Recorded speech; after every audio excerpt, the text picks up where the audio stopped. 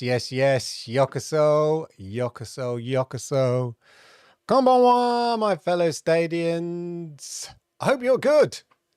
I hope you are well. Welcome indeed to the Stadia Monday Night Chat, episode 95. I'm your host, Clive Illenden, of course.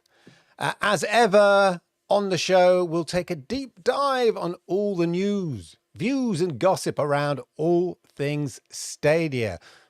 Obviously providing analysis through the lens of a former gaming industry exec and media lawyer. Remember to say hello in the chat, of course. Don't be shy, let me know, of course, which pro games, because it's pro game week. In fact, it's pro day tomorrow. Let me know which pro games you are looking forward to, what games you've been playing, and all of that. Put it in the chat, say hello to everybody and all of that. And while I remember, of course, ladies and gentlemen, please hit the likes. Please hit the likes because I like it. YouTube likes it. And it helps people like you find content like this. And if you are new here, gosh, welcome. Don't be shy. Say hello in the chat. Let me know if you are new. And while you do that, hit the subscribe button, toggle the notification bell, and you'll know when I go live with content like this, ladies and gentlemen. Content like this, the Stadia Monday Night Chat, every Monday night, 10 p.m. UK time. And what content we have for you this week. It is a packed show. Yes, of course, Stadia Pro titles for February get released tomorrow. We should be talking about that. We have new game announcement dates and stuff like that. Games coming in the next couple of weeks. Possible territory expansion. More game rumors and much more, of course. Trust me, it is a packed show, ladies and gentlemen. And we've got a lot to cover. And most of it's pretty good, I'd say. Most of it's pretty good. But, as ever, before all of that, let us see whom are the early birds looking for those little Stadia News wiggly worms. Yes, it's the early birds in chat. Let's say hello to a chat and see who's in there, who's at the front door, and all of that. Come on and let him in. Someone's knocking at the door. One of Paul McCartney's my favourite songs. Someone's ringing the bell. It's Lord Vivek was the first one ringing the bell. Welcome, Lord Vivek. Always a pleasure. Mr. Bayram plays. I was going to say Mr. Bayram pays. Do you pay? Mr. Bayram plays, of course. Jerry Lennon, how are you? Liam, good to see you. The Soul Home Studio. Hello, Clive. Hello, chat indeed. Randy B. Fabulous Lloyd. Great. I wonder if you saw, did you see Lloyd and I on Cloudy Extreme at the weekend? Great show. Make sure you check that out. It was a particularly good episode this week because myself and Lloyd were on it. So, yeah, if you're going to watch any Cloudy Extreme episode, definitely watch the one that was at the weekend because Lloyd and I were on it and therefore it was fabulous.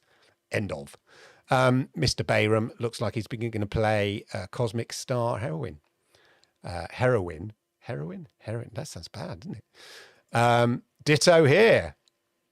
Submerge Hidden Depths, which I see is being released on other platforms. Wreckfest, Doom Eternal, Ancient Gods. Oh, I haven't played the Ancient. I haven't actually finished Doom Eternal, if I'm brutally honest. It was indeed a fun show. And it was a good one. It was a good one to be on as well because of the blog post that Stadia had. So certainly good for myself and no doubt for Lloyd being fans of Stadia on that show. So quite enjoyable to be on in that regard, ladies and gentlemen. In terms of games I've been playing, not a lot really, but this evening, actually partly inspired by the conversation that took place on Cloud Gaming Extreme, where everybody seemed to be raving about Rainbow Extraction, Rainbow Siege Extraction, which I had played, but just the training bit. And being a bit of a numpty, I couldn't find the solo bit, but I worked it out this evening because I was inspired to give it a go. Because everybody on the Cloud Gaming Extreme seemed to rave about it. And I must admit, I've been having a lot of fun on the solo missions. I think it makes a big difference that on a game which is a multiplayer game and you're meant to play in a squad, that you do have the option to do solo missions. And it's quite funny, not funny, fun. It's quite fun, when you lose an operator, and then the next time you go in, you've got to kind of go and rescue that operator. I quite like that mechanism, so it's quite fun and all of that. Anyway, ladies and gentlemen, let's just clear that off. Of course, as mentioned, it is Stadia Pro Day tomorrow. Tomorrow is the 1st of February. What happened to January? What the hell happened to January? Anyway, who cares? It's Stadia Pro time.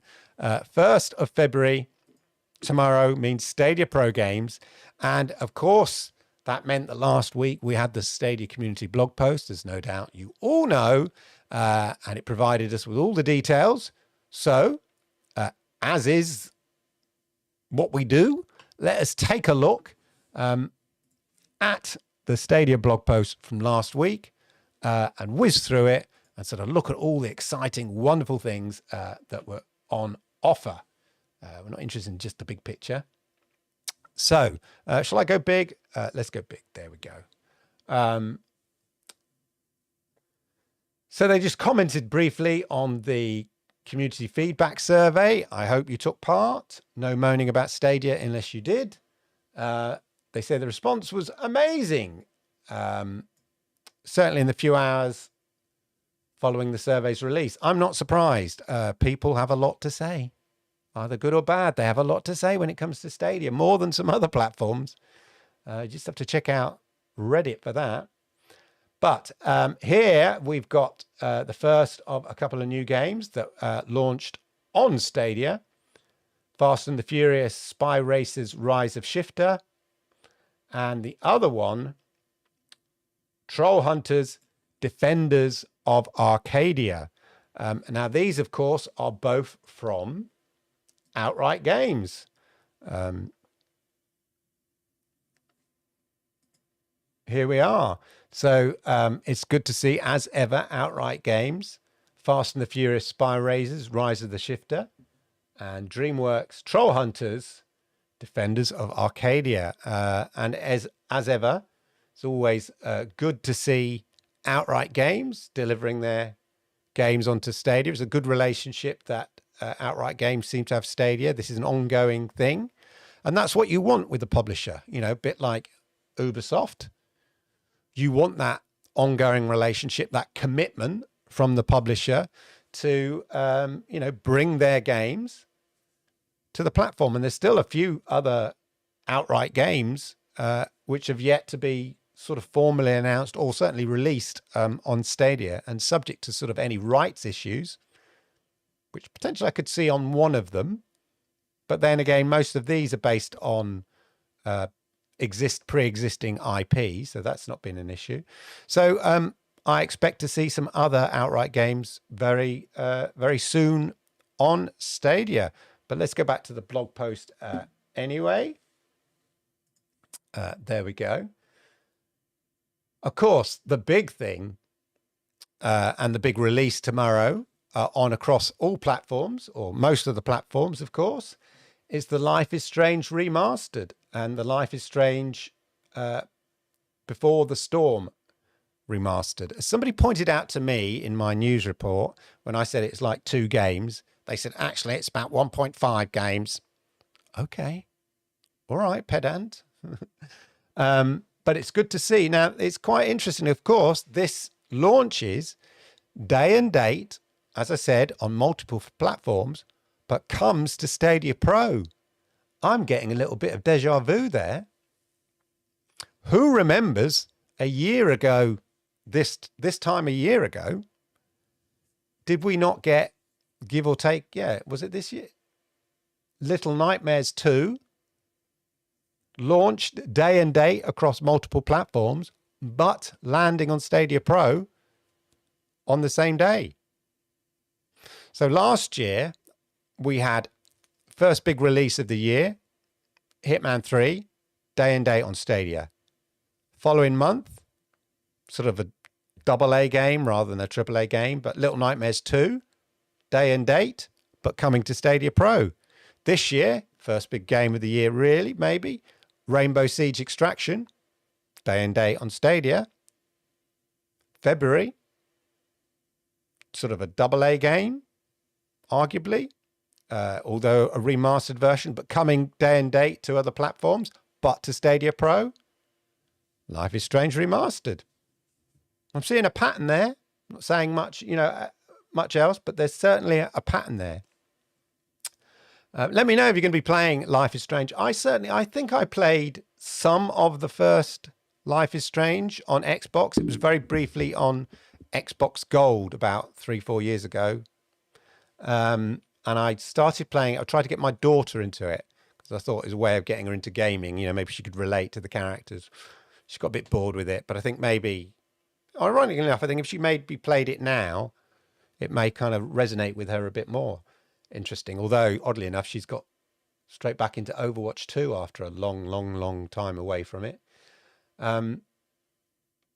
Anyway, Life is Strange. And of course, the other Pro titles, Cosmic Star Heroine, Nanotale, the Typey game, Merrick's Market, Fogs, One Hand Clapping, and then Life is Strange Before the Storm. So 7 titles, ladies and gentlemen. 7 titles coming to Pro.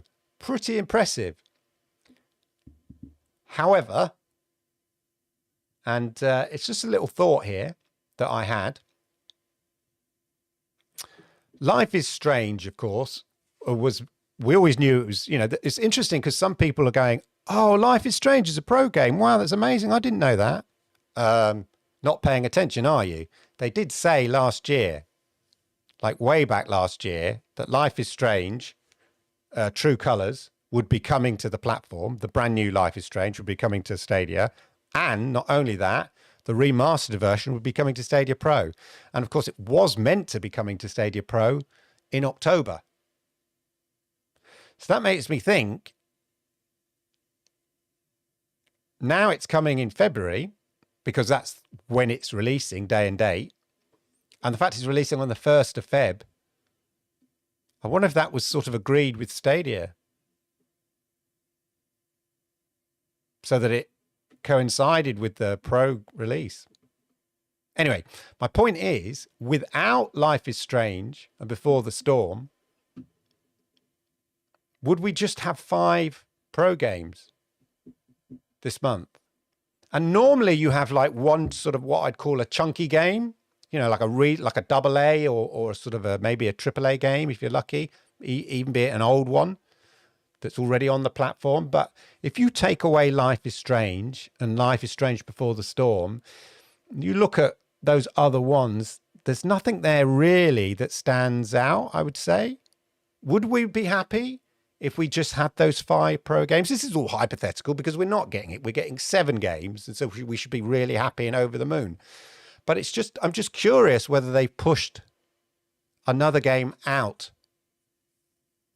for March. Was there another bigger game? We know we've got games like World War Z coming.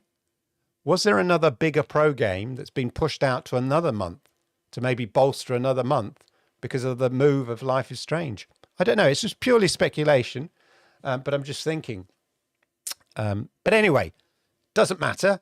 It is what it is. We've got 7 Pro titles. It's absolutely bumped up the Pro library to 50 games now. In fact, if you subscribe today, right, make sure you subscribe today before midnight or whatever, you'll have 52 games because the 2 games are MotoGP 20 and Dirt 5. I think I recall. They will be leaving Pro, but you will be left with 50 Pro games tomorrow. So if you sign up now, you'll get 52 Pro games, which isn't too bad. But as of tomorrow, 50 pro games. So we've hit the 50 mark. I've talked about on this show previously how we've seen over time an incremental increase in the pro library at any one time. You know, titles come and go, but there's always a net gain. And towards the last few months of last year, that net gain is increased. 2 games, 3 games, a net of 2 games, net of 3 games. So we've got 50 titles. That's in the pro. So if you sign up to pro, that is a very, very compelling offer. You know, people go, is there a way of signing up to Stadia so I don't have to sign up for pro? Sign up to pro, buddy. Just sign up to pro. Cancel it straight away, but sign up to pro. You've got 50 games to play. What are you moaning about? Is there a way I could sign up without signing up to pro? Just sign up to pro. It's free. Enjoy yourself. Goodness sake. Anyway, 50 pro games, pretty impressive. And of course, not only that, they had a redonkulous sale, ladies and gentlemen. I'm not going to go through the sale, but obviously loads of Ubisoft titles, but some amazing deals, you know, up to 80% off if you're a pro member. I mean, look, Assassin's Creed Deluxe Edition, £67.99 down to £13.59. I mean, bonkers stuff here. You're not going to see all the sales because obviously a lot in my library already. But as ever, an amazing Stadia sale price there. And then the other thing here is MotoGP, ladies and gentlemen. So this title was missing in action last year. And by some naysayers, was indicative of publishers moving away from Stadia. And they may well have a point. But unfortunately, using this as an example is now been undermined. So it's good to see MotoGP 21, which people assumed because it didn't arrive last year, was never going to arrive. Although, I think the sort of the fly in the ointment is it's MotoGP 21 launching on Stadia as a new title, as it were, and we're in 2022. So it's curious what the delay was. And are we just playing catch up? Because MotoGP 22 is due for release in April. So was there just some sort of delay that put this back? And are we likely to see MotoGP 22 in April? So remember when FIFA was first released, we had FIFA 21 in sort of January, February time, or maybe March time, I can't remember, something like that. And then later in the year, we got FIFA 22. Could we see that scenario here? I don't know. But it's great that a returner has come back. In TV business, we talk about returners, you know, series which are coming back. And it's good to see a returner coming back, especially when people were using this as an example of, oh, look, publishers are drifting away from Stadia and all of that. And I'll touch on that a little bit more because there is an I have a theory. I'll touch on it later anyway. I'll have an informed and educated view on this a little bit later. But there you go. That was the Stadia blog post. And as I say, pretty good. And the overwhelming response, ladies and gentlemen, was, I think, one of positivity. When I looked, when you look at the comments, through the comments, I think nearly 100% positive. Yeah. Obviously, a few regular sour faces weren't in the blog post, but generally, everyone pretty chuffed about it. Now, just in terms of Life is Strange, we've got. Let me take that down. We have actually got confirmation of its actual release time. I know some people love to know these things. Yeah. Can you see that? So it releases Life is Strange, Stadia, PlayStation, Xbox, PC, and GeForce now will release at the single global time below. So Los Angeles, 9 o'clock PST, 10 o'clock MST in Colorado. London, it's 5 o'clock GMT. New York, 12 o'clock. Berlin, it'll be 6 o'clock Central European time. And obviously Sao Paulo, Brazil, whatever. But anyway, so there we go. Those are the actual times it should be available to play. So if you're wondering where it is, don't be tweeting about, is it released yet? Is it available yet? Where is it? Like some excited kid. Is Santa here yet? Is Santa? Santa will come when he arrives. Anyway, 5 o'clock GMT is when Santa arrives, and 9 o'clock Pacific time. Okay, tomorrow, Life is Strange. So, you know, when it comes, fill your boots, ladies and gentlemen, fill your boots. Anyway, so there we go. That is the Life is Strange release times brought to you. As I say, just remember this is a day and date release across with other platforms as well, but Pro free to Stadia Pro. Don't forget that. It's a good get by Stadia. So hats off to them. Flowers to Stadia. You know, well done for getting that. And as I say, reading the response on the blog post, it was overwhelmingly, and as I say, about 100% positive about that blog post in general, which I think is great.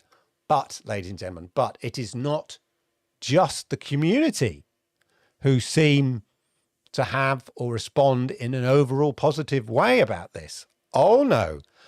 Are we seeing a sea change in the mainstream press? Check out this, ladies and gentlemen, from Forbes magazine. Yeah, read it and believe it. This, I'm not dreaming it. Don't want a career at Forbes. Stadia Pro, this is their title. Stadia Pro has a stronger lineup of games in February than PS Plus.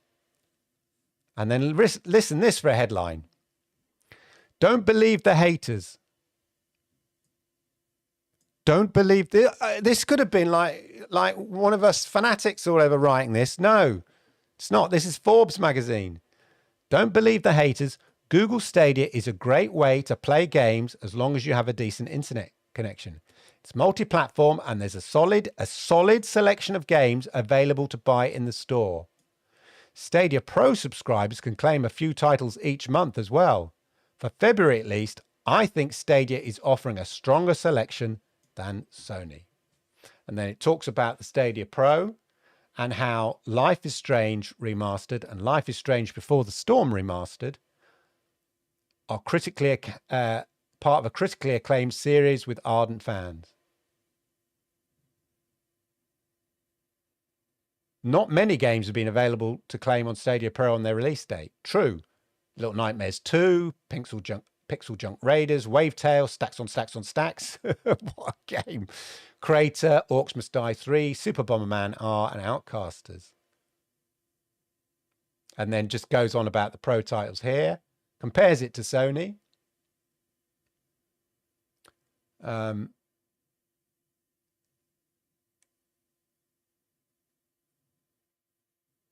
Yeah. So, well, hats off to Chris Holt there.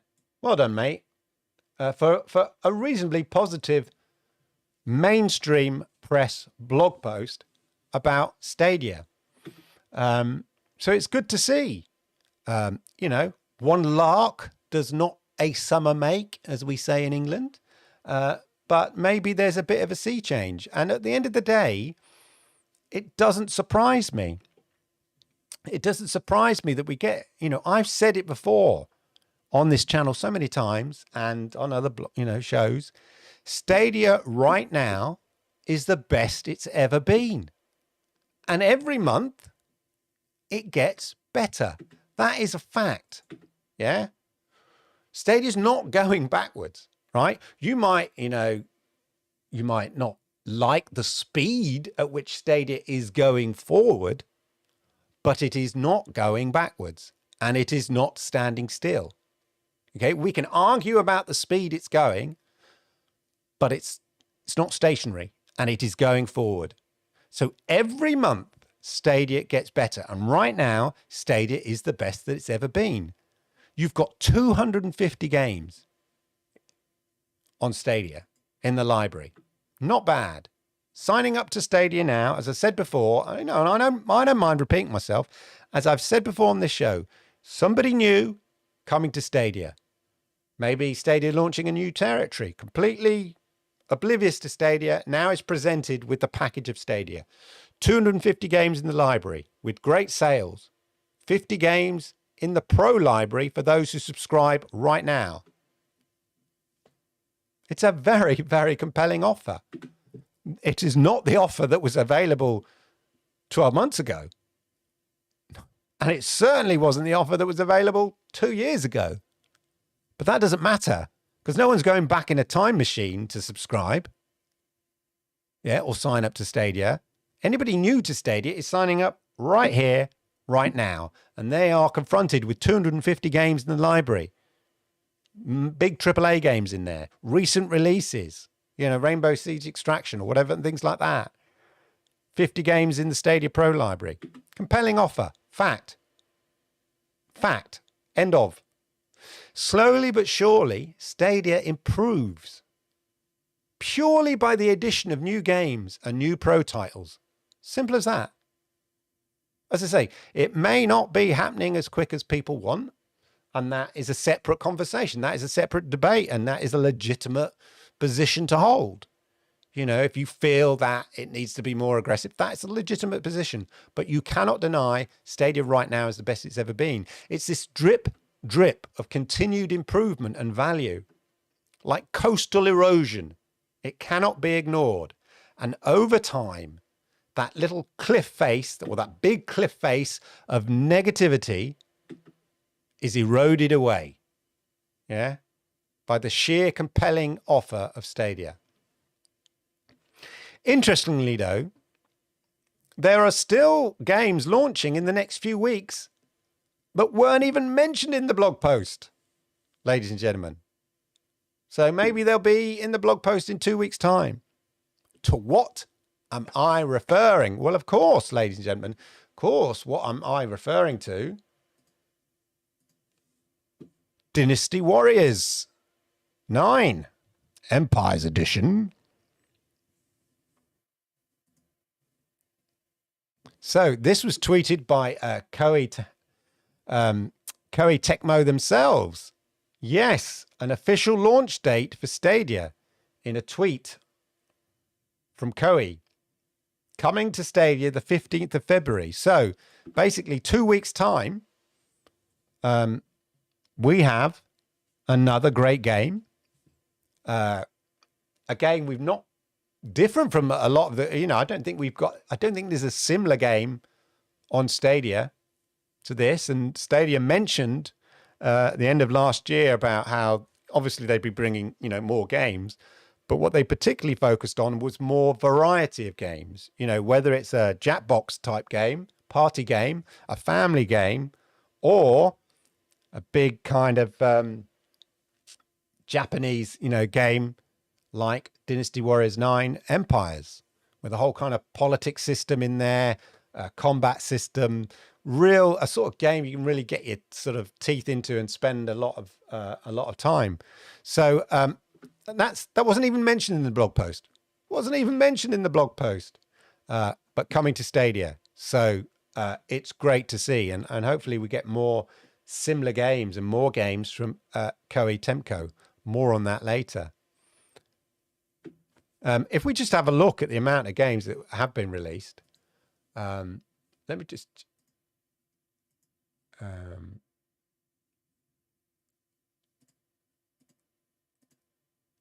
the lovely Jack DeSlip. There we are. Let's see it in graphical form, ladies and gentlemen. Here we go. It's just interesting to see it in this chart. I did ask Inled to go away and do one of his fancy, colourful charts so I can sort of see it. But this is a lovely chart if you like spreadsheets. Stadia number of games. So here we are, 250 games. Stadia Games claimable since 2019. What, that's 225, so about 26? No, maybe a bit more. Not 200, so like 100 and, I'm trying to work out where that is on the grid. But 130, something like that. Stadia Games claimable at any one time. 50 games right now. But if you look at this, if you've been a pro since a founder, or if you weren't quick enough to be a founder, if you've been a subscriber since the beginning of Stadia, you right now own half, presuming you claim the games. Why wouldn't you claim the games? Not taking up any space. You would own half the library. Half the library. We've said it before loads of times. Lots of different people have said it, but I've certainly said it right from the beginning. The thing about the Stadia Pro, which people don't realize until they sort of have it over a period of time, is the value of Stadia Pro gets better the longer you have it. Because now you've got like 100 and, over 125 games. So you never bought a Stadia Pro. Say you never bought a Stadia game at all, but you subscribed all this time. You'd have 150, 120, over 125 games in your library. That's pretty impressive. The longer you subscribe, the better it gets. Yeah. It's not like a Games Pass. Although Games Pass games do increase, slowly and more obviously recently more so than before, games tend to slip out more. So it's a much more of a fluid library. Whereas with Stadia, it stays the same. It just goes in one direction. It's less fluid than Games Pass in terms of the amount of games that you're going to get. And over time, it's just going to increase. So anyway, thanks for Jack the Slip there for that lovely, the Mr. Data Man himself for the lovely chart. We do like a nice chart, ladies and gentlemen. We do like a nice chart. But there you go. I mean, it's pretty impressive when you kind of look at it in that context, I always think. Meanwhile, in fact, look, I did ask Inled if he'd do a fancy chart. He might have done one, but let's have a look at what he did anyway earlier in the week, because I do like his charts. Here we are, because just the colours. I like the pretty colours. There we go. 50 pro games. So we were peaking here at 45, but like I said, you see the curve here from about August. Yeah. It started to take over its highest peak previously between August to October, and it's on this upward spiral in terms of the amount of games in the library. So I can see by the end of the year, we could probably have 70 games. Who'd like to speculate? This time next year, will we have 70 games? It's growing by maybe 2 to 3 games a month. Maybe 30, maybe say 2 games a month. So we could have, I reckon we could have 70 games in the pro library to a brand new subscriber by the end of the year. Let's see. Somebody make a note of that and come back and we'll see whether I'm right. Let's make that bigger so you can see. So right now, say we're at 50 games, and that net gain that I talked about earlier, you can see from about July, from August, has had quite a steep upward curve, or a steep climb. And this is reflective of what they said they would be doing. One of the things, not last year, the end of the year before, they said one of the feedbacks they got is people wanted to see more games in Stadia Pro. Now, those things don't happen overnight. Deals have got to be done. There's a lag between that desire and the deals being done. But now, towards the end of last year, we saw the results of that attempt to increase the Stadia Pro library. So there you go. There you go, ladies and gentlemen. There was more to his chart. Have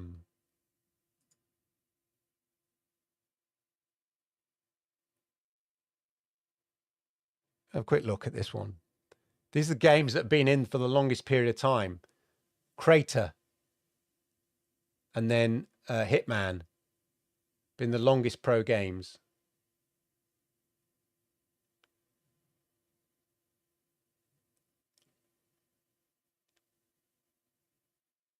They reckon 1,385 hours and a net worth of $3,000, 3.4, nearly $3,500 worth of games if you subscribed from day one. And if you subscribe from day one, you can discount at least 3, if not 4 months, because we had 3 months at the beginning. If you signed up for Found or Premier Edition when it launched, you got 3 months free at the beginning. And then in April, you got another 2 months, I think. So you can deduct 5 months. So it's less than you would have been subscribed. You would have paid for less than 24 months. And you would have $3,400 worth of games. Just interesting. I love those sort of, facts. You can't take that away. You can have an opinion, yeah, but you can't take away the facts. There's a big difference between an opinion and a fact. And it always helps if you can back your opinions up with the facts. In my opinion. Lol. There you go. So there we are. That's interesting. Now, meanwhile, in other off-blog post news, as it were, it seems that Resident Evil has been certified for Stadia today. I thought I had the thing here. But anyway, so Resident Evil was certified on ESRB. It was actually Resident Evil Village was certified on ESRB. So the UK, no, Peggy, it was, oh, here, I do have the mark. Sorry, I do apologize. Here we go, look. Let's go big. Resident Evil Village. And if you look here, release dates and platforms. So Resident Evil Village came day and day with Stadia, back in May the 7th, 2021. And look, 31st of the 1st, 2022, Stadia, Resident Evil Village. What's that all about? Is it, ladies and gentlemen, again, speculate, just seems odd. Is it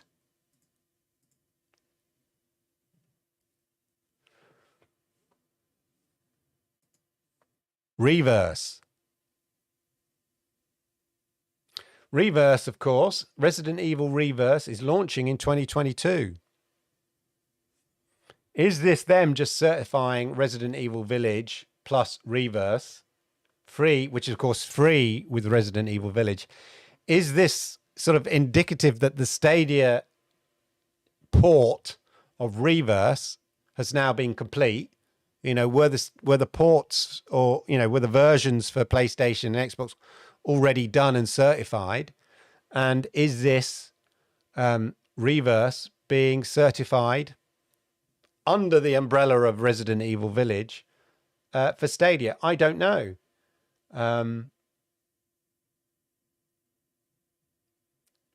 But let's hope so. So for those who don't know, Reverse is coming free. If you already own Resident Evil Village, the idea is it comes free, and you could test your skills against other players in a 4 to 6 person survival horror revenge matches. Play as beloved characters from the Resident Evil series and turn the tides of battle with powerful bioweapons. Take part in 5-minute death matches where the player with the most points wins. Use the weapons and items you find to take down even more powerful enemies. Reverse. So could we be seeing an announcement about that? I don't know. Interesting, but it's just weird that Resident Evil Village was certified, as I said, was certified on Peggy 18. So I'm only, as I say, I can only surmise, well, maybe I could surmise some other stuff, but what I am surmising is that it could be related to Resident Evil verse. Don't know. Let me know what you think in the chat, whether you think that's what it is. Why have they registered or certified Resident Evil Village again for Stadia? Interesting. As I say, odd one, that one. Let me know in the chat, ladies and gentlemen. And say it's 100% absolutely honest here, 100% speculation. But there you go. Now, anyway, if it is coming, that's potentially very, very good news. Now, potentially less positive news, you know, far be it from me to, you know, ignore the less than promising news. There is some potentially disappointing news that I have to report, re Stadia, because I like to report the good and the bad, but I won't be, you know, irrational about it or anything. We shall present it, and it is this. What am I talking about? Well, ladies and gentlemen, what I'm talking about is Sniper Elite 5. Just turn my speaker down. Oh, well, never mind.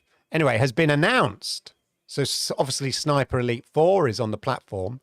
Sniper Elite 5 has been announced. It looks very good. But no Stadia mention. No Stadia mention of it, you know, no mention of it coming to Stadia. Now, we've seen that before with games. So, you know, there you go.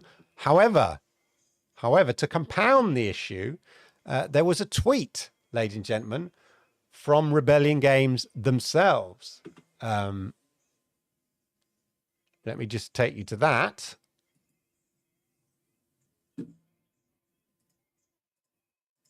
Let's just, there. Right, there was a tweet here. So somebody obviously asked the question, why wouldn't you, given what we've seen? And this is the tweet here. Badger of Steel asked, Sniper Elite, will you be releasing Sniper Elite 5 on Google Stadia? Love the game on Stadia. Yeah, we do. And we're not the only people. There's lots of people. If you watch Jack the Slip's data reports, he often reports about the ever increasing amount of people playing Sniper Elite. He uses it as one of his sort of measuring sticks, as it were. Sniper Elite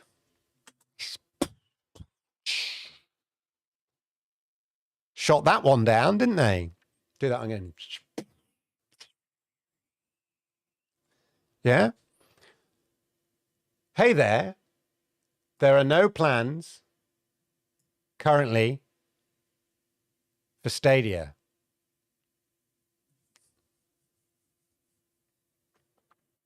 There you go, ladies and gentlemen.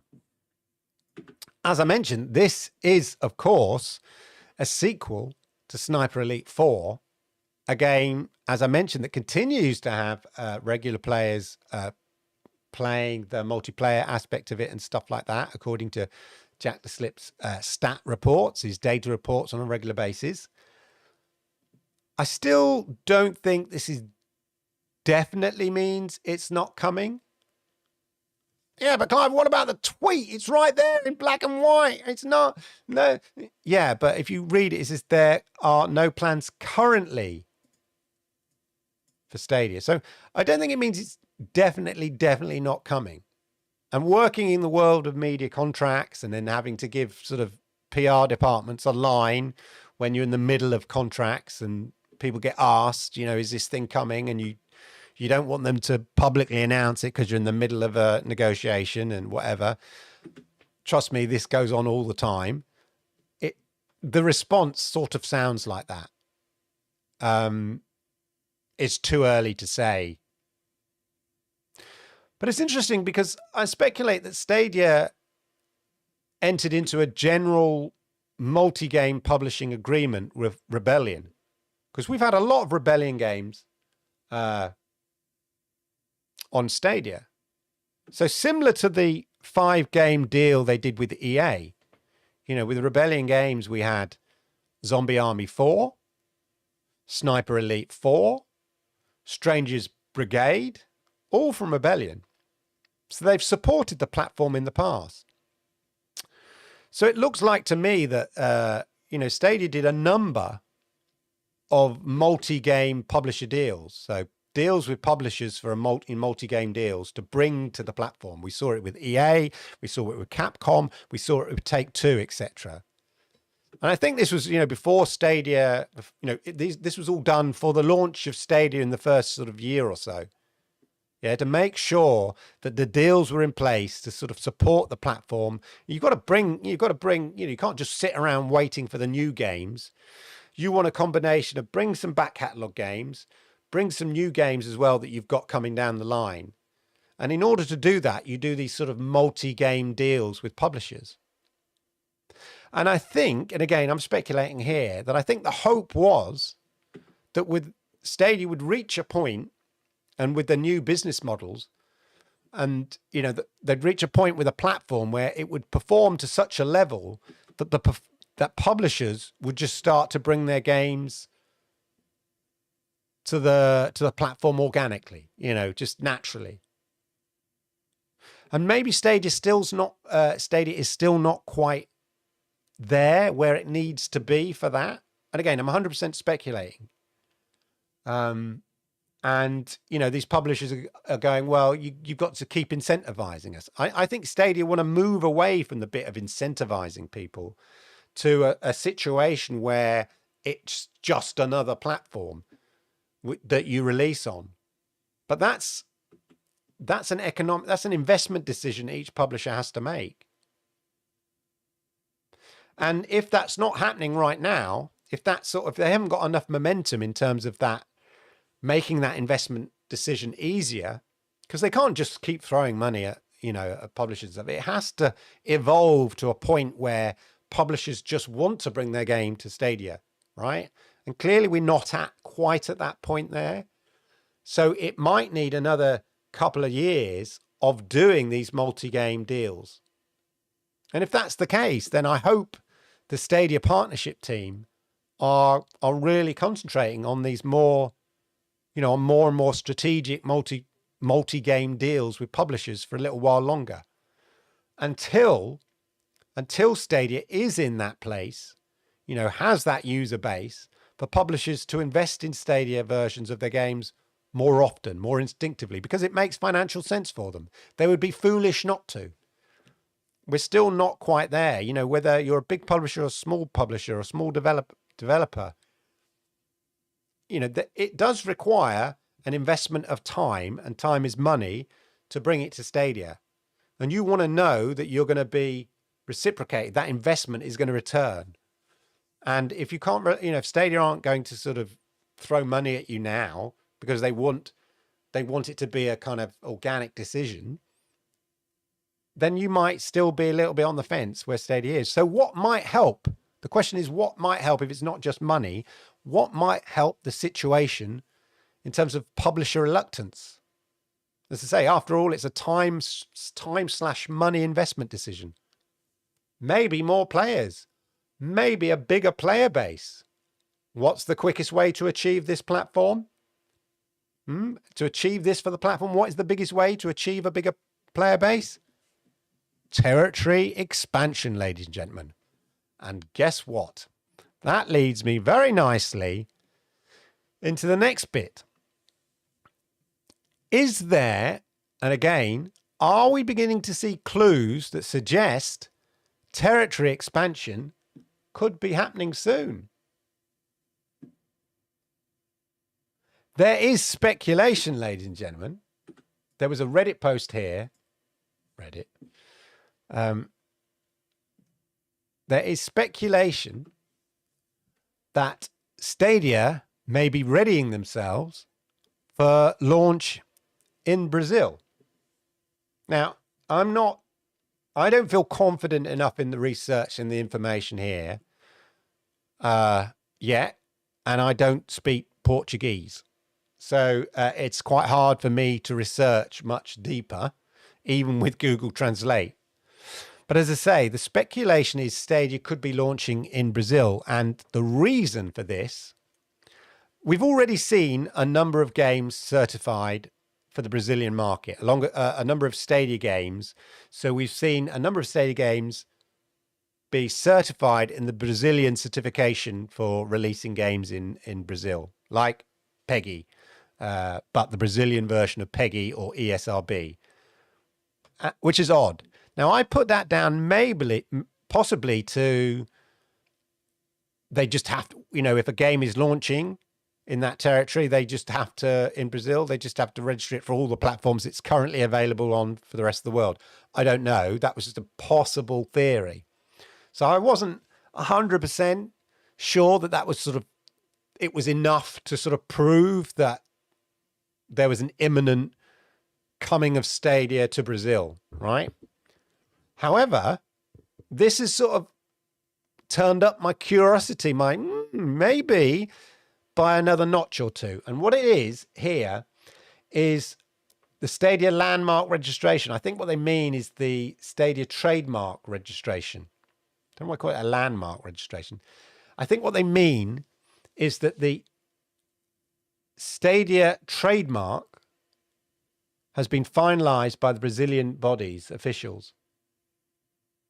So by the looks of things, we need Eddie Player One to be able to translate all of this.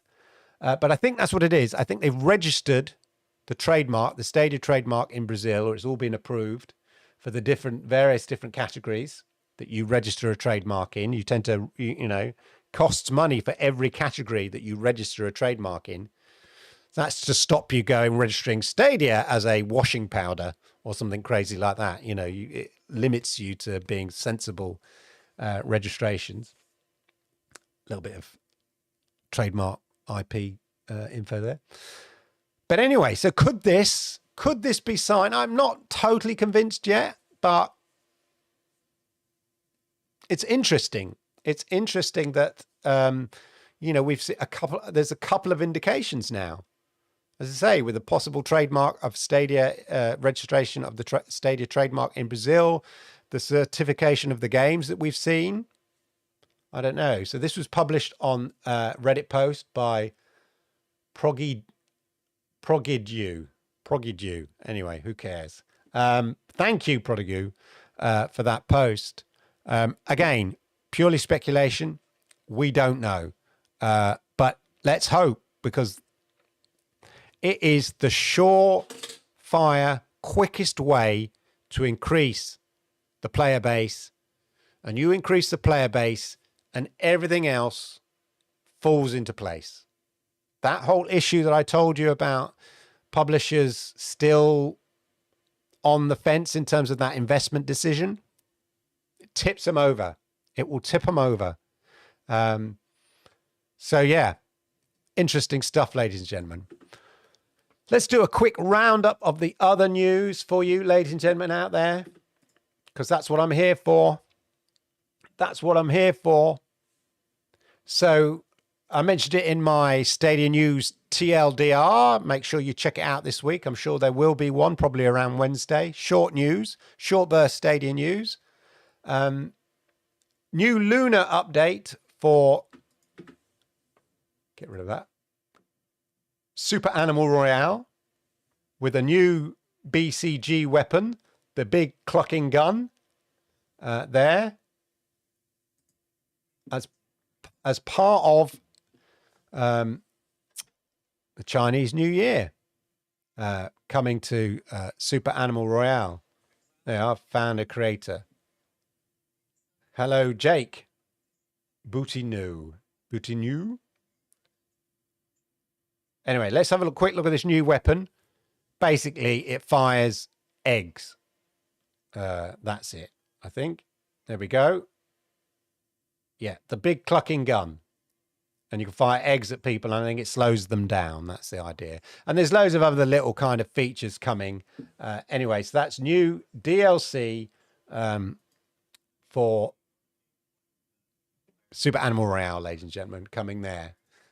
On the DLC front, what else? ESO. Here. Elder Scrolls Online. Here. Let's go here. The High Isle, Legacy of the Bretons. New chapters, new content for you Elder Scrolls fans out there. Coming first to PC and Stadia. Console play. You're going to have to wait a bit longer. Sorry about that. Sorry if you play on your Xbox or PlayStation. You're going to have to wait a bit longer than that. It's coming straight to Stadia and PC first. But I know there's a lot of Elder Scroll fans out there. Are you looking forward to High Isle Legacy of the Bretons? That is coming very, very shortly. What does it say? June the 6th is the date. So still quite a while. Part of the Legacy of the Bretons year-long adventure, High Isle continues the tale of honor and political upheaval set within the stunning Sistres archipelago. God, go to elocution lessons, mate. Anyway, there we go. June the 6th. More good content coming to existing games on the Stadia platform. That is what we like to see, ladies and gentlemen. That is what we like to see. Also, other DLC, and then this one's a bit odd. Now, I've mentioned this before on this Cultures of Africa. So I mentioned it before that new DLC was coming to Humankind. And it's been registered. So shout out to Lee over at Stadia Source here, and who states here, another interesting one for Stadia this morning. The Humankind DLC was rated for Stadia at the same time as the PC version. Now, the odd thing here is that the developer, Amplitude, have recently confirmed that it was not coming to Stadia just yet. So this was in a tweet last week where Amplitude said that the new Humankind DLC, Cultures of Africa, was not coming to Stadia just yet. Now, there's a reason for that, and I'll go in for that, but it's interesting that it has actually been registered. So it may be coming, but it's just not coming at the same time as the other platforms. Now, the reason for this is nothing major or nothing, like, oh my God, and we've seen it before, but it's worth trying to understand what's going on, whether you're happy with it or not. That's, a different issue. But Amplitude are a small developer, and, they don't necessarily have the capacity to port within their sort of group. They're a very tiny developer, and they're reliant on their port house. Yeah. So they used a porting house to bring Humankind to Stadia. And when you use a port house to port a game, it inevitably means you need to rely on them for any DLC that you've got, for them to port that DLC. And what happens if the port house that you're using doesn't have the scheduling capacity? Because you can't just sort of say, because you don't know what DLC necessarily you're bringing or when you might bring it. So you can't necessarily hold up or keep them, keep them on a retainer. If they're a small port house, they've got to get business where they can. And this is an issue for small developers. And if your porting house don't have the scheduling or the capacity to work in time for your DLC release, you're going to get situations like this. And this is going to be particularly acute for smaller developers who rely on even smaller port houses. We already know that some games have been ported on behalf of other developers by a port house that consists of just one person. So John Scarr interviewed a guy who's ported games to Stadia for developers, and he's just one person doing it. So what the sort of the way around this is, and we've seen it with even bigger publishers and developers, is to skip a couple of patches and maybe miss out some sort of DLC and then catch up later on a big patch. So we saw it on Dirt 5. There are a few missing with Outcasters. And when you do the kind of a big overhaul of the game, bring all the patches, all the DLC to Stadia. And for a while we might see that, but it is an issue. But it may not be the case in the end. They may have sorted something out. Maybe the porting house did have the capacity. We don't know. But Humankind fans, look out for that. See whether we do in fact get the DLC. We may not get it day and date, but it will come. Will it come a little bit later? But there we go. I just wanted to share to you as well, only because I'm getting more excited about this game. A little YouTube short here from Sky Climbers. Nothing much here. It's just resting like you do in, in Minecraft and stuff. But I'm getting more and more sort of curious and intrigued about this game with its sort of building and sort of resting, I guess, which is like a kind of a reset, like when you sleep on your bed in Minecraft or anything like that. That's what that looks like. Yeah, I just want to share that because the more footage I see from Sky Climbers, the more intrigued, curious, and excited I am about this game. There seems to be a bit of the kind of Minecraft / Valheim about this game. Let me know what you think. Are you excited about it? I'm getting more and more excited. It looks really intriguing. A sort of game you can sort of really get yourself involved in. I'm curious. And finally, before we go to chat and say hello to you all, two things. First, who is willing to contribute now $300 super chat? If you're willing to give me a $300 super chat, I'll go and buy this Googler exclusive, because this was only handed out to members of the Stadia launch team. So the Stadia staff, when Stadia launched, a clear Stadia controller. Look at that. Let's make it big for you. Feel free to throw me a $350 super chat and I'll buy it. Stadia Launch Team 2019. Someone is selling it. And not only that, because when they were presented, they were non-working controllers. It was just a sort of display thing, as you can see there. Although I wouldn't mind that little controller rest. That looks like a nice little controller rest it's sitting in. Anyway, the person that had this has converted it into an actual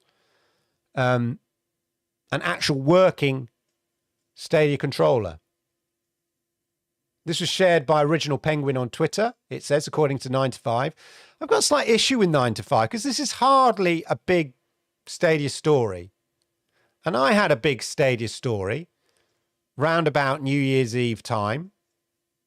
Bigger than this. And 9 to 5, you didn't mention it at all. Even though I sent you a press release and everything. I'm a little bit disappointed in you. And you think this, an eBay sale, is worth news. Kyle. Anyway, $350, I think that's the current asking price. Current bidding price. Well, it's probably gone up now. But when I looked, it was around about 460 says, oh my gosh. So, yeah, up that super chat to $500 and I'll get it. Wow. $460. It's gone up. So thanks to 9 to 5, I think. Do you reckon it's from 9 to 5? Are they, what's that word are they artificially inflating the price? Is there some sort of insider trading going on here? Obviously, since it's gone 9 to 5, the price has gone right up. Unbelievable. Yeah, right. Get your wallets out, everybody. If everybody can choose, everybody in the chat now contributes $20. Yeah, $15. I think we'll be there. Everybody, come on, $15. We'll buy it collectively, and we'll call it the Stadia Monday Night Chat controller. Why not? Yeah. It looks kind of cool, doesn't it? It's a bit different, but I don't know. I just thought I'd share that for you, ladies and gentlemen. And finally, before we go to chat, well, the Winter Community Championship, ladies and gentlemen. Remember last year? Well, I hope you do. Not enough people took place, if I'm brutally frank.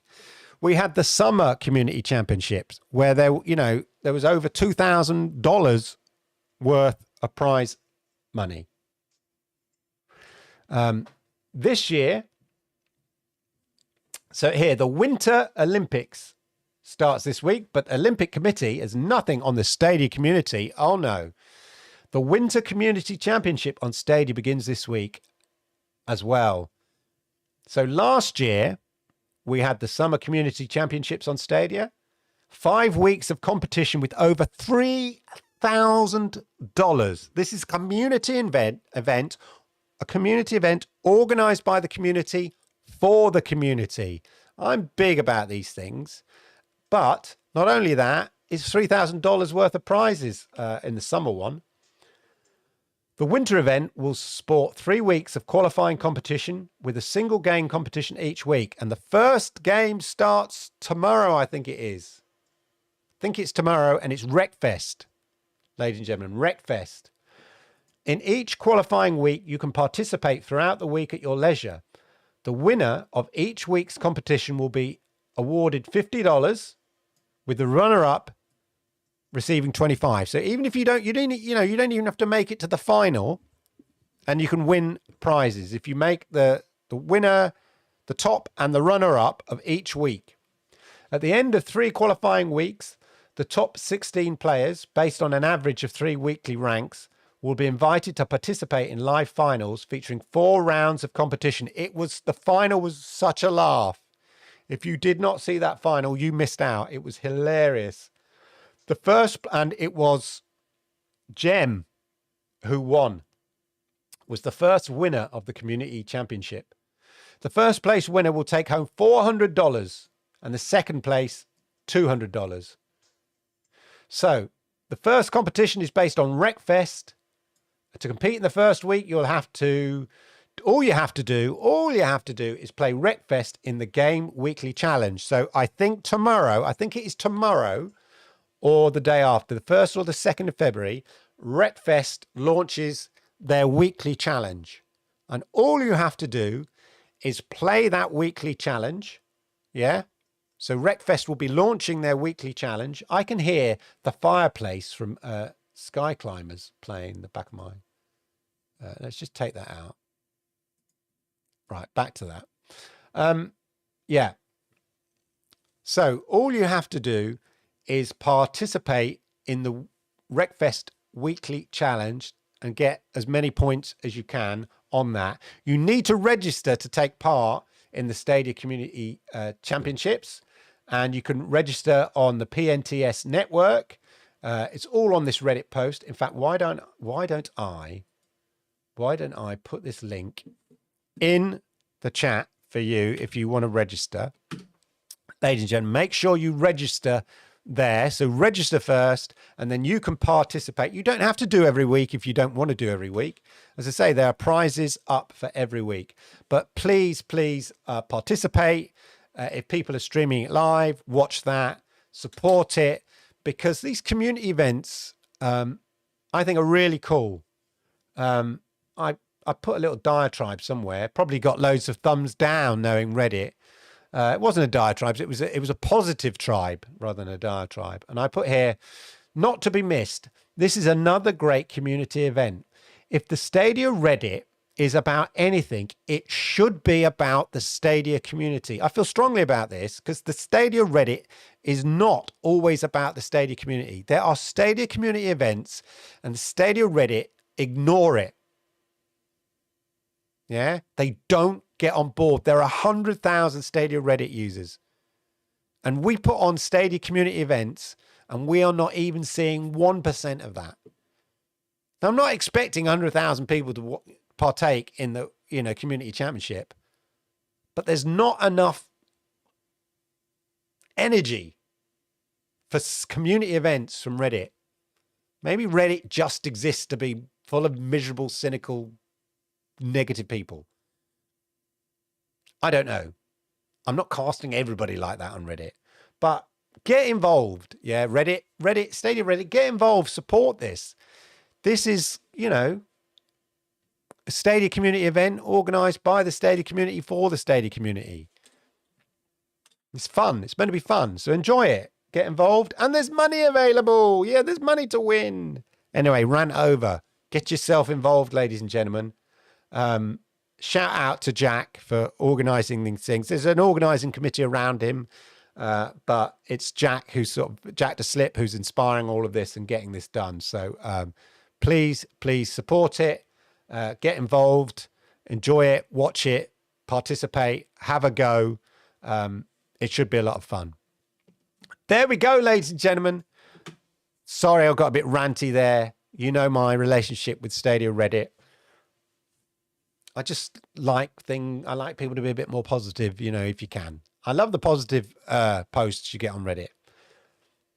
More of those, please, but more community support from Reddit. Maybe you get more community support on Discord, Stadia Discord. I don't know. But I do wonder about the Stadia Reddit. But this is not the time or place for me to rant about that. I can do that to my members. If you want to hear me rant about the Stadia Reddit, you can become a member. I regularly rant about the Stadia Reddit. Anyway, let's go to chat. I've been chatting a lot there. Let's go to chat. Check out what's been happening in the world of chat today. I've talked a lot. Let's whiz through it, as is my will. Thank you, everybody, for listening and watching. Stadia should make a play for Ubisoft. I don't think Stadia are in that space right now. I think, maybe years down the line. But personally, because Stadia bought developers already, albeit, not publishers, but they bought, they're sort of out of that aspect of it. Yeah. There's plenty of game developers out there, but yes, it's quite interesting move. Definitely an interesting move. Evening, Jeremy. I thought with everything circling about Mafia, yes. I just wondered if they were being ported close with the folks, and that's what put the kibosh on their time of release. Maybe. Interesting. Maybe those were the Stadia Pro titles that were scheduled for February and got knocked out. Because if I was Stadia, I wouldn't necessarily release, say, nine Pro titles, including Life is Strange and the two remaining Mafia games all in one go. You want to save some big guns for later in the year. February is Valentine's month. Maybe that fits with Life is Strange as well. Maybe, but it was the whole game got delayed to the 1st of Feb. I think it was just the next available time for them. Winstar, good to see you. I can't see. Lovely. See you. Hello. I can't remember. Good question, Soul Home Studio.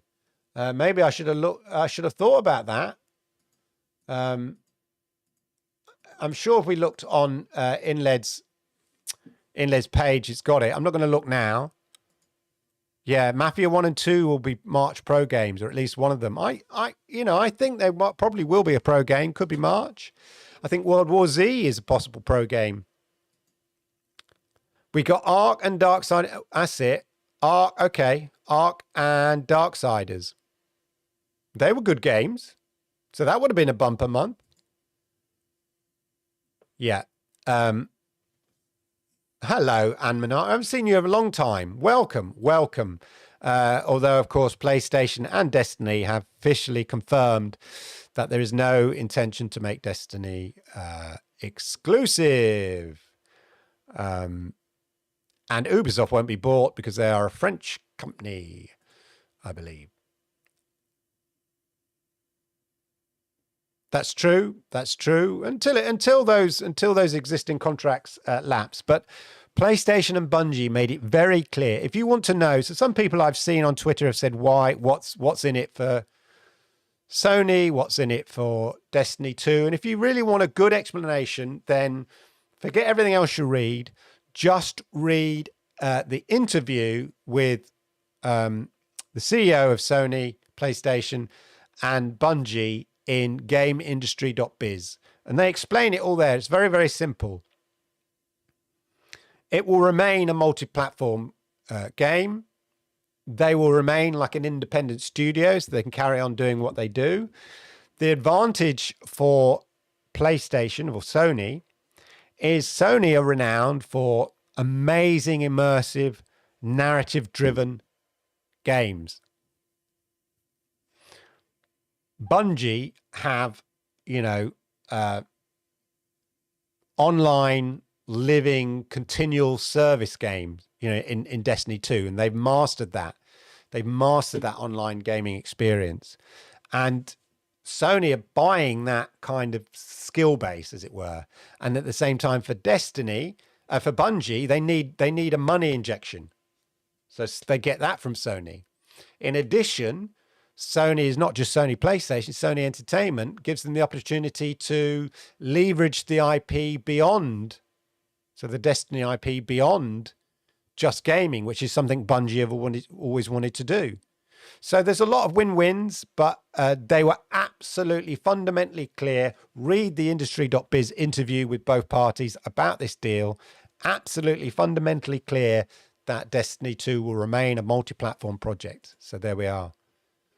Could be a secret pro game. Yeah, maybe in April. Who knows? Because that's when that's due. MotoGP 22.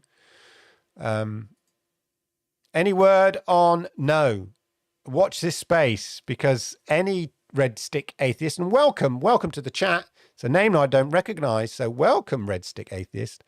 No indication, but watch this space re 2K games to see what happens this year. Anyway, Amnar, are you good? How long are you going to keep saying that? No, it's getting crazy now. Yeah, I think it's more a delay. MotoGP 21 is just, it does seem odd. I think they had the deal, it got delayed, and arguably better to have it than not to have it.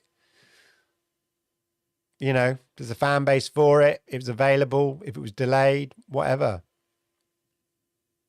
Terrible PS games and gold. Okay.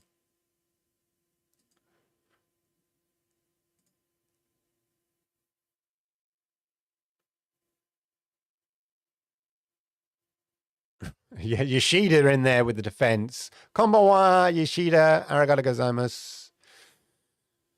Imagine the impact Stadia is going to make in Brazil expansion. Imagine exactly with FIFA 22. FIFA 20.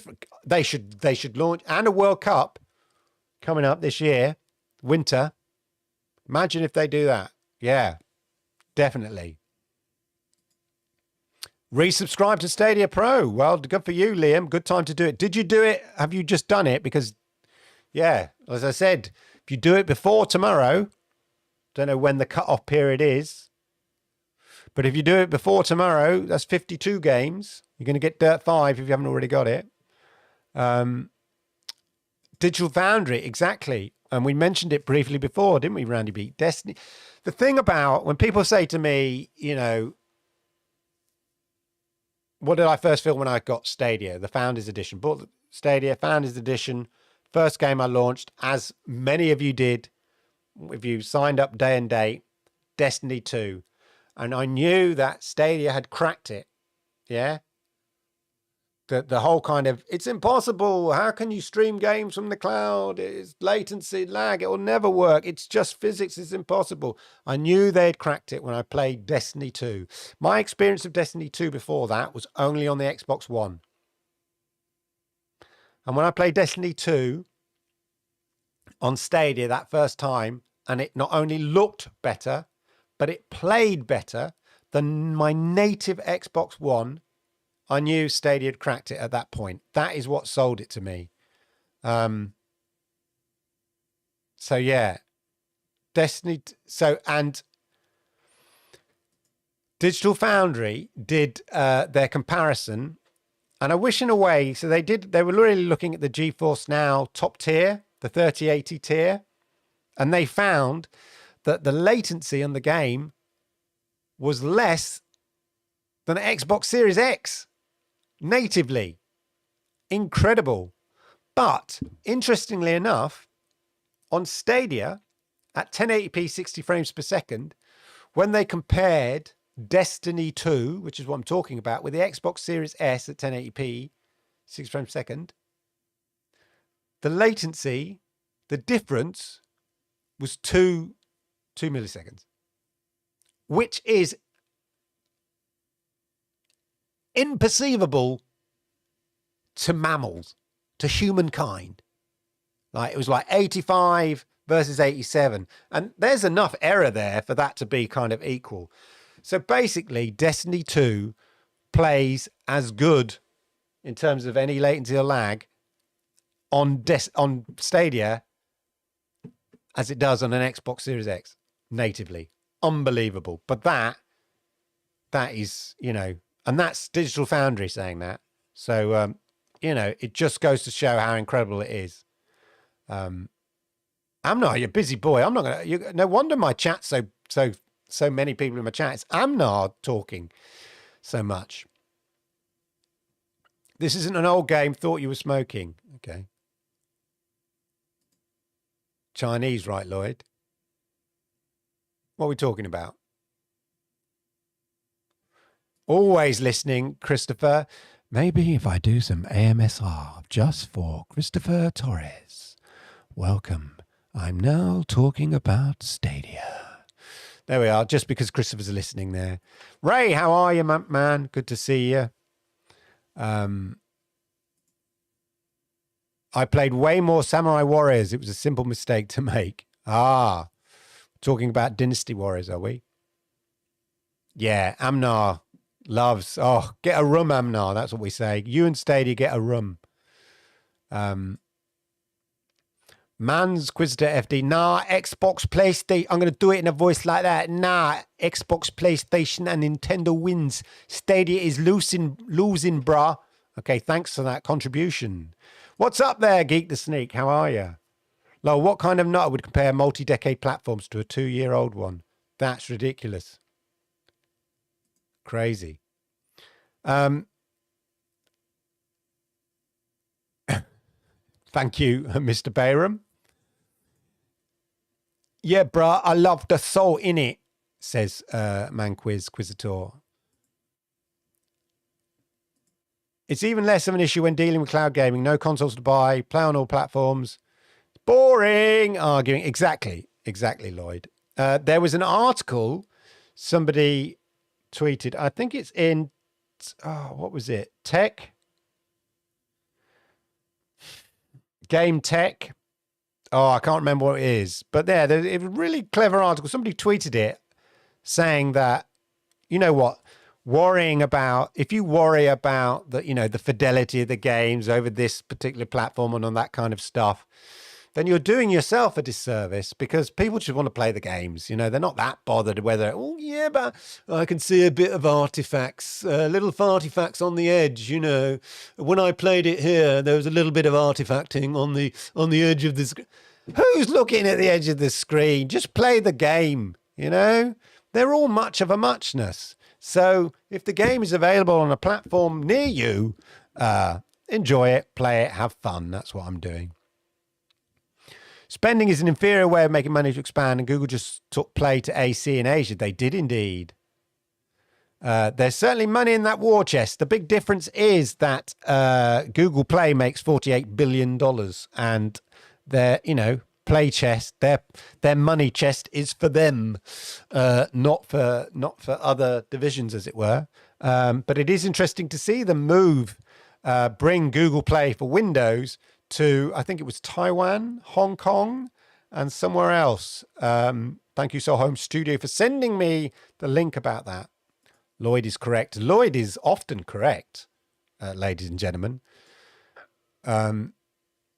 Exactly. It's all, you're quiet. It's a phony war, as they say, Mr. Bayram plays.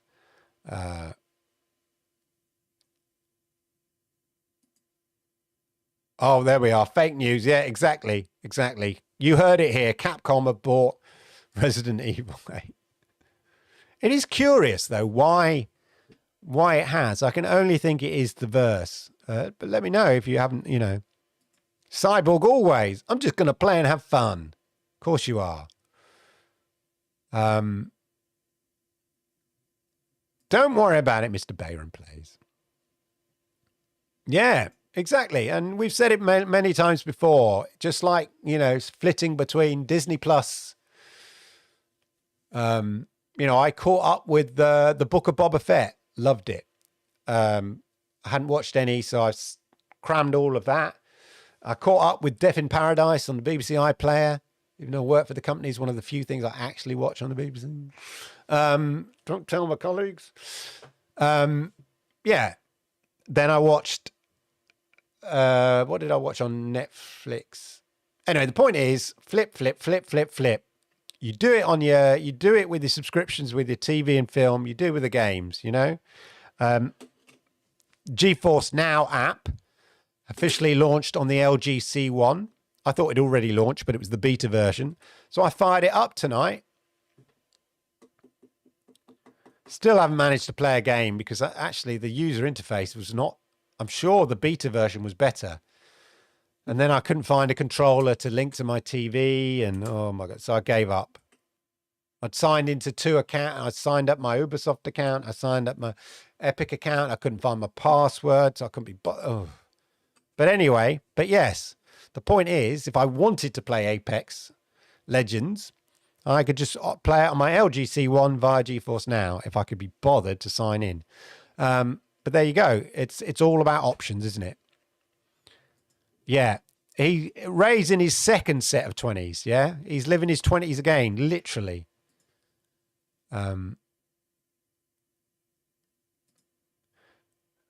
You are in good company, Jeremy. Let's just say that. That's it. It's all over. All over.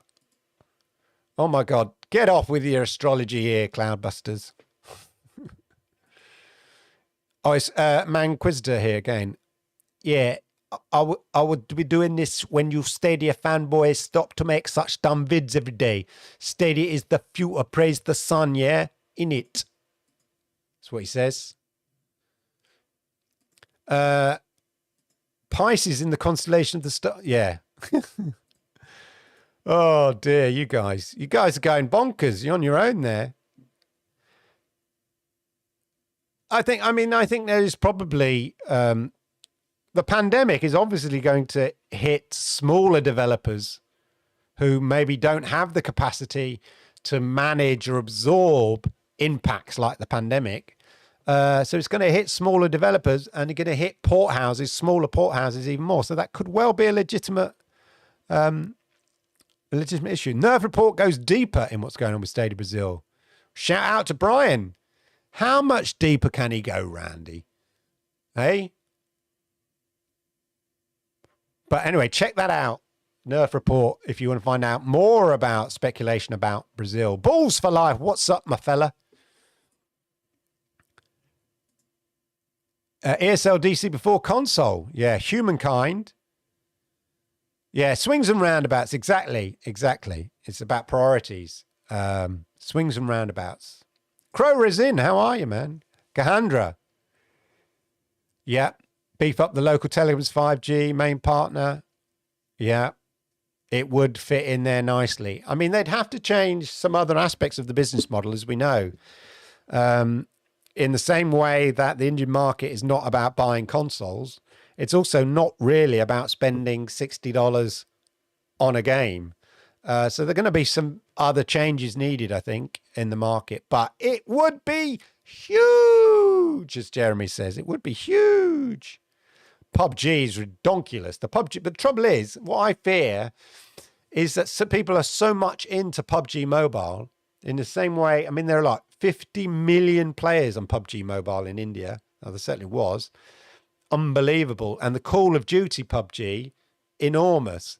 It's about weaning people off. I don't think it's just a simple case of people go, oh, I'll play the OG PUBG.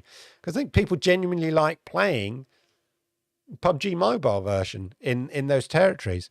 But that was notwithstanding that, yeah, there is no shadow of a doubt that launching in a place like Brazil or India would be massive.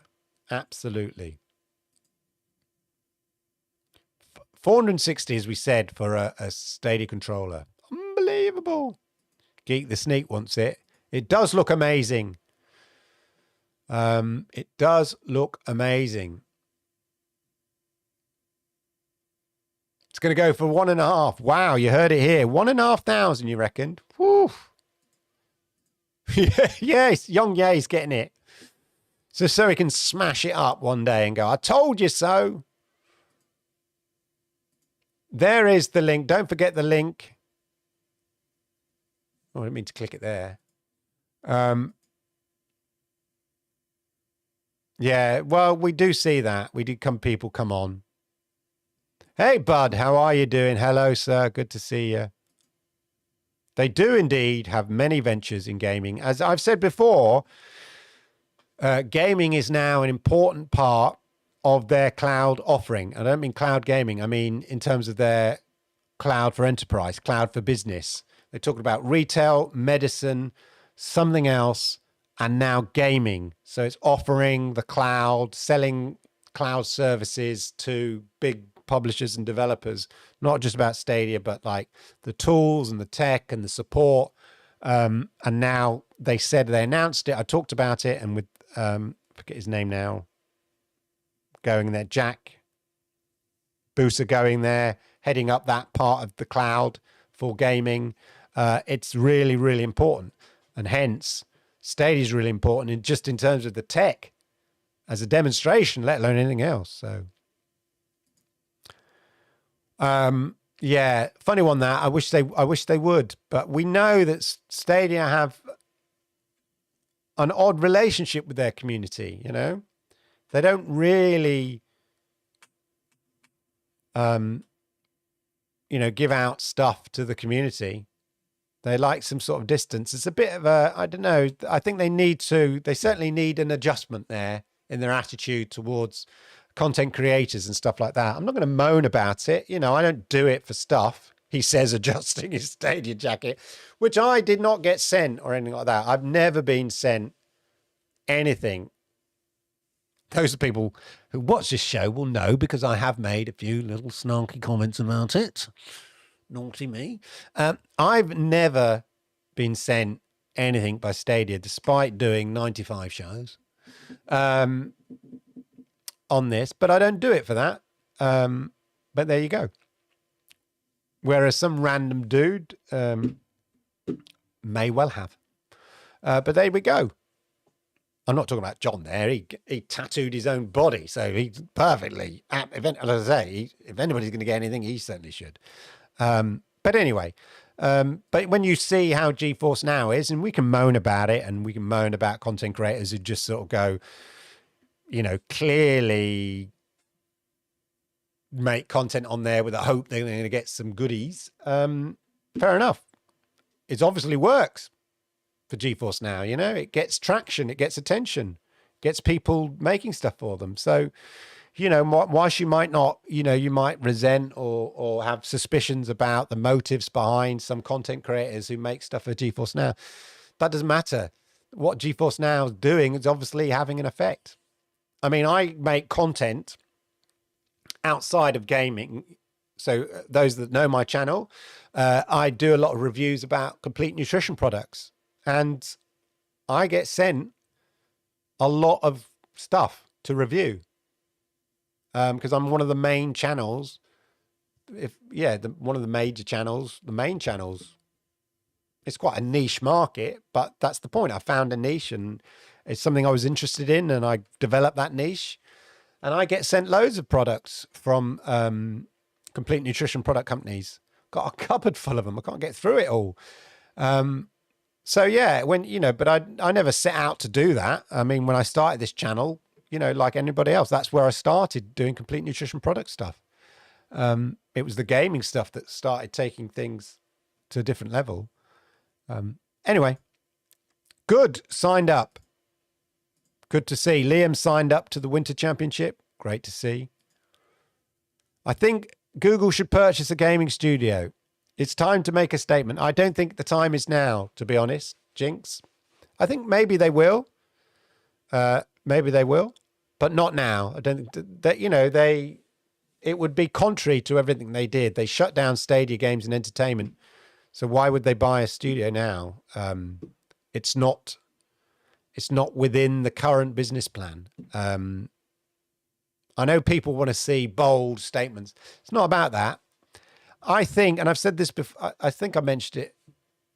I've been thinking about it recently, and whether I mentioned it on the Cloud Gaming Extreme, I'm not sure. But here is a reality check, ladies and gentlemen. And I mentioned that, first game of the year, Rainbow Siege Extraction, day and date, came to Stadia. First big game of the year, multi-platform game, came to Stadia. February, double A launch, Life is Strange Remastered, coming to multiple platforms, day and date, but coming to Stadia Pro. Just like last year, Hitman 3, followed by Little Nightmares 2 launch, multi-platform, straight to Stadia Pro. Yeah, same pattern. And it made me think that actually, do you know what? This year, however much people are hoping for some big bangs and whistles and fireworks, I think you'll find this year will be very much like last year in terms of Stadia. And that's not a bad thing. As I said before, that's not Stadia standing still. Yeah? And every month, Stadia will be the best it's ever been. But don't go expecting any kind of big whizzes and bangs.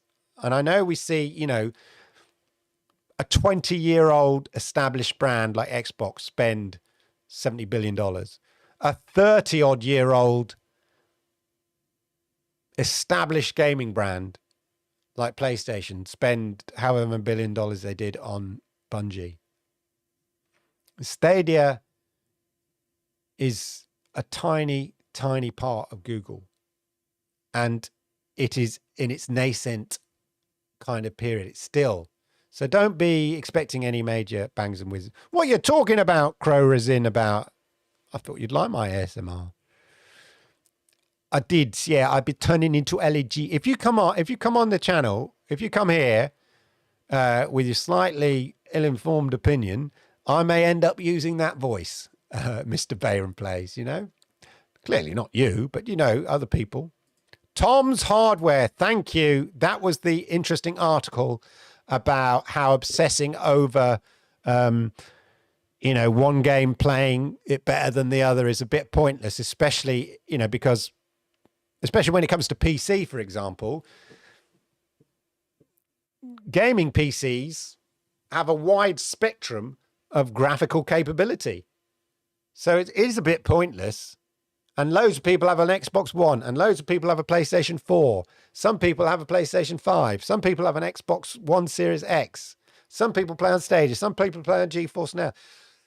The standard is all over the place graphically, whether you have a mid-range gaming PC, an expensive gaming. So it's pointless arguing over whether it plays better on one thing or the other. As long as it plays pretty well and looks pretty good on the device you want to play it on, that's all that matters. Thank you. Anyway, I can't see for that. It was in that article. It was Tom's Hardware. Thank you.